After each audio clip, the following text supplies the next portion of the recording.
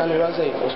14 სექტემბერს მე შევამოწმე ვიყავი თუ არა სიაში, საარჩევნო სიაში, იმიტომ რომ ამ სკოლაში მუშაობ და ამ სკოლის გვერდზე ვცხოვრობ. ამ სიაში არ აღმოჩნდი, დავწერე განცხადება, წარვადგინე ჩემი პირადობის მოწმობა და მივმართე, რომ აღმადგინე და მომეცით ჩემი კონსტიტუციური უფლება მივცეთმა საარჩევნო ურთიერთობა. 29-მდე არ მოვიდა დამატებითი სიები და 29-ში დამატებითი სიაში მე არ აღმოჩნდი. ანუ ეს განცხადების მერე რაც დაწერე? ეს განცხადების მერე.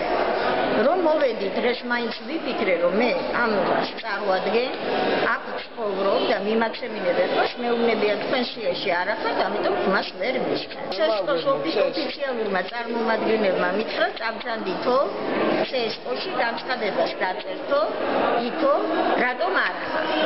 რა მნიშვნელობა აქვს მე რომ უნდა წავსულიყავი ასეთი ჩემნაირი მოვიდა შვილი, რომელიც უკვე ნამყოფი იყო CSKOS-ში. CSKOS-ში იყო და CSKOS-მ გადმოამისამართა ისინი მიბრძანდით თქვენ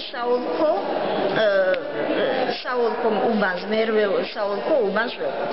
წავედი მერვე საოლქო უბანზე, არ დამეზარა, აი წამოვიღე დოკუმენტი, რომლითაც მე შევიტანე 14 სექტემბერს და პასუხს ველოდებოდი 29-მდე და ამ დოკუმენტით მე ჩემი ხელით მივიტანეო და ეხლა წაბრძანდითო და დაწერეთ განცხადებაო CSKOS სახელზე, რატომ არ დავწერე განცხადება, ეხლა CSKOS წარმომადგენელს ველოდები, რომ გადავწეს და მივმართავ აი კაციტაძეს, რომელმაც თქვა, რომ ძალიან კარგი სიები დადო და პასუხისმგებლობა კაციტაძეს სიაზე აიღო გამყრელიძე, აი იმ გამყრელიძესაც მივმართავ, რომ ამას ისეთი სიები აქვს, სადაც ცოცხალი ადამიანები მკვდრად ყავს გამოცხადებული და მკვდრები ყავს სიაში შეტანილი. აი მთელი პასუხისმგებლობით ვაგობ ამას.